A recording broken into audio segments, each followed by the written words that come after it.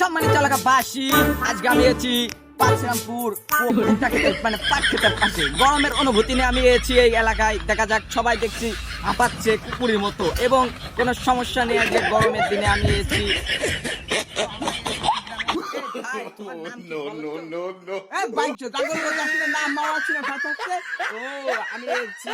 TV থেকে গরমের অনুভূতির জন্য।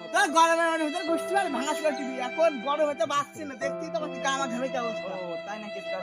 গরমে কি একটা এসি কিনা কি সম্ভব হচ্ছে না? বেশি তার টাকা দিবি কিন্তু আমার এসি কিনবো আমি।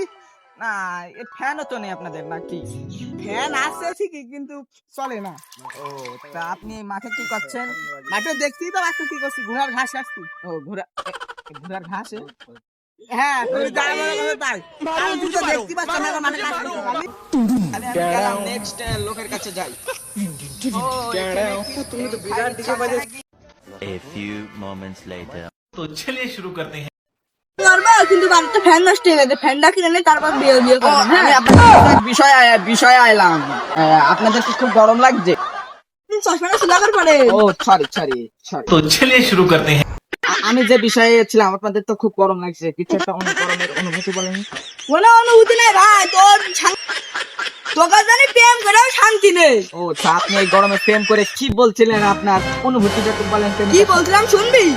হ্যাঁ, শুনতে চাই আমি। বলছিলাম তো বিয়ে করবো, ঘরে ফ্যান নষ্ট হয়ে গেছে, ফ্যান কিনবো তারপরে। ও, তা আমার একটু জানতে চেয়েছিল, তাই আমি জানলাম। তা কে? এ আমার বডিগার্ড ভাই। বডিগার্ড মানে তুই তো আমি টাকা দেয় আগে প্রেম করার জন্য। আমি সাথে হ্যাঁ ভাই, রওনা দাঁড়ান, দিই। দাঁড়ান।